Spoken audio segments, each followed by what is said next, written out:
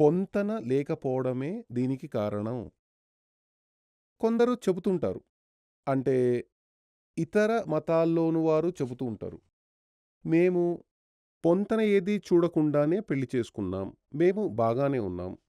హిందూ మతంలో పొంతన చూసి పెళ్లి చేసినప్పటికీ చాలామంది విడాకుల కోసం కోర్టులు, కేసులు అని తిరుగుతున్నారు. డివోర్స్ కేసులతో సంవత్సరాలుగా తిప్పలు పడుతున్నారు. కొందరు కష్టపడుతూ జీవిస్తున్నారు. మరి పొంతన చూడడం వల్ల లాభం ఏముందంటుంటారు?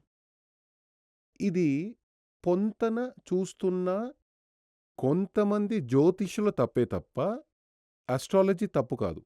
జాతకం తప్పు కాదు. జ్యోతిషం తప్పు కాదు.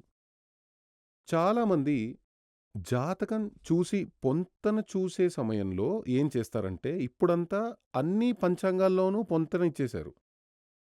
వివాహ పొంతన